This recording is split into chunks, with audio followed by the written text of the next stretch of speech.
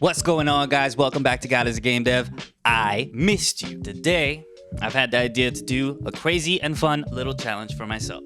I'm gonna take a bunch of game dev categories, stick them on a wheel, spin the wheel, see what it lands on, and then it's up to me to create something awesome within that category. Fingers crossed that it doesn't land on something art related, because art is my worst subject. 3D, drawing, I suck at it, I hate doing it, but good opportunity to practice. So let's see what happens.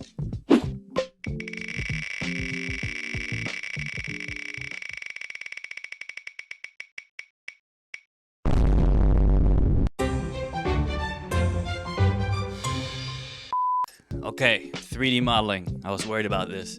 This might be the hardest challenge that I had on the wheel to begin with, at least for me, because you guys have seen me use Pro Builder a couple times to make some 3D models inside of Unity, but even my Pro Builder skills are really basic. I can design basic shapes, but I'm so bad at making artistic decisions in general that I've never really had the courage to make anything super complex. What I do know about 3D modeling is it's way more complicated than it seems. You have to know like how to create certain shapes, while at the same time being conscious of topology. Or an easier way to think about topology is like how many sections or vertices or faces does the 3D model actually have? Because the more detail you try to put into a 3D model, the less performant the asset actually becomes.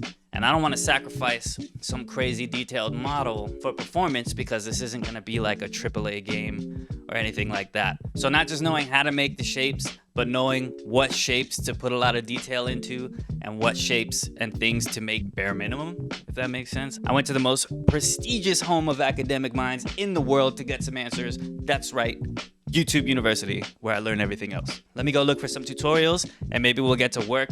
I'm interested to see some of the workflow from these 3D modelers. Now, as I said before, I've met some 3D modelers, but I've never really got to see what they actually do. I kind of just been like, hey, this is what I need. And then they wait a day or two and they're like, here you go. And I'm like, oh my God, magic.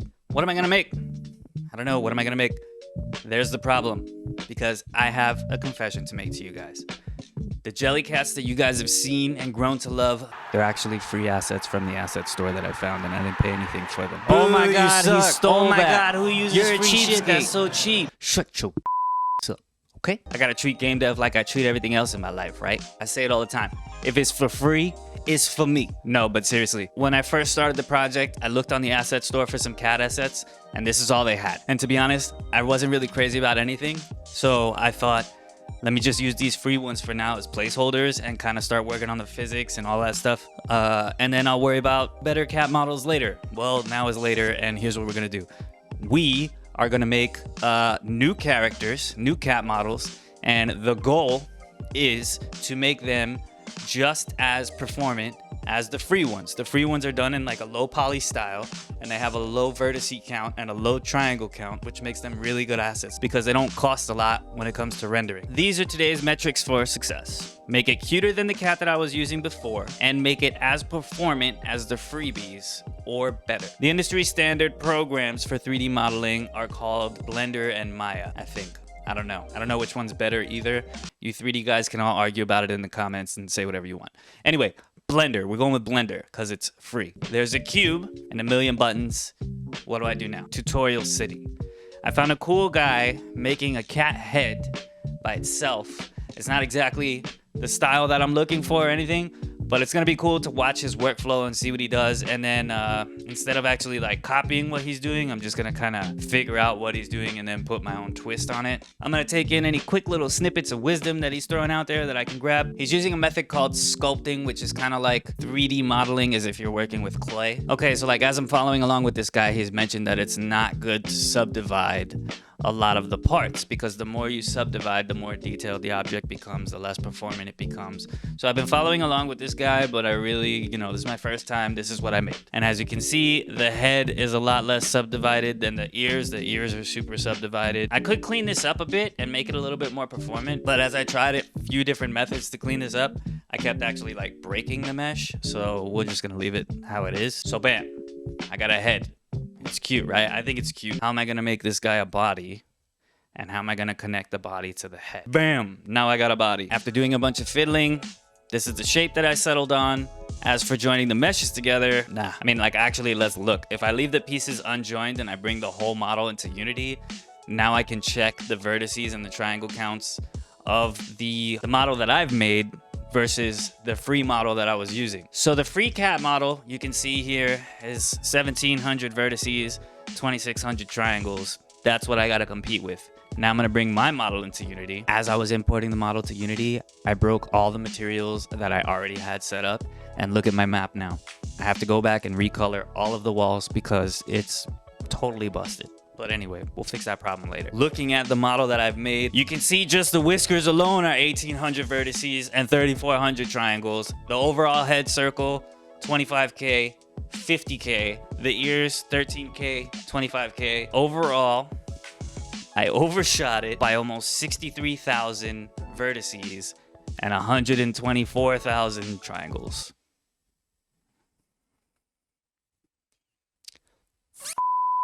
This shit isn't gonna work.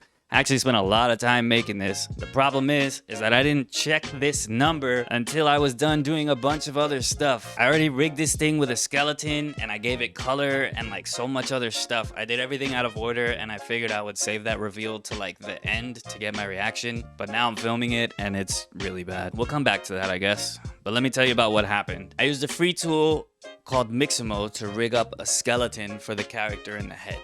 Now, anything that uses like a standard humanoid rig for the skeleton can share animations. So if I have, you know, this humanoid and they share the same skeleton, then I can make a run animation and share them between the two characters. So Mixamo already has a bunch of animations on their site. After I made the skeleton, nerded out, just enjoying watching my creation come to life.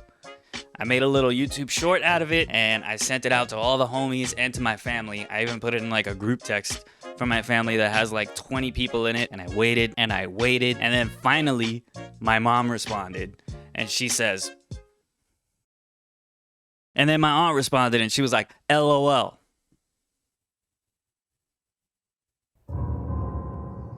Fine, I'll make the f***ing tail move. Thanks for the feedback. I really appreciate it. That was already on my list to do.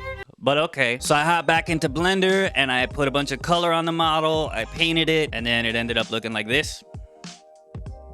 And then I started working on adding extra bones or custom bones to the skeleton rig that I made so that I could have a tail. So I need tail bones, essentially. And then on those tail bones, I'm gonna try using rigid bodies with some joints to make them all connect so that they stick together when they move. So I already knew that there's like a bunch of options to use as physics joints for the characters. I don't really know fully what all these joints do, and I don't feel like looking them up, so I'm just gonna go one by one and see what happens. Spring joints? No. Hinge joints? No. Character joints? No. Configurable joints? Okay, this maybe works. Configurable joints are supposed to do everything that all the other joints do, even though none of the other joints worked. But I'm sure it's not Unity's fault. It's probably my fault because I didn't want to look it up. So anyway, I spent a long time with the settings, and this is like the best that I could get it to look. So it looks like this is just like going totally sideways. It's completely nope. That. I think for the amount of time it would take for me to clean this up, I could make 3 new ones. So we're throwing this model in the trash can. As far as productivity goes, this whole week was a wash. I didn't make anything usable. I broke a bunch that I already had good. So now I gotta go back and fix that. But I really enjoyed doing this challenge. I'm not gonna lie. I learned a lot, and I learned a lot from my mistakes. You wanna learn from the times that you fuck up. And I just imagine telling my dad about all these problems and then him being like, just do it again. So that's what I'm gonna do. I'm gonna just do it again. And I'm excited to actually do it better. Sometimes you fail badly, but that's okay, because I can't stop and I won't stop. And I'll see you next week. Peace.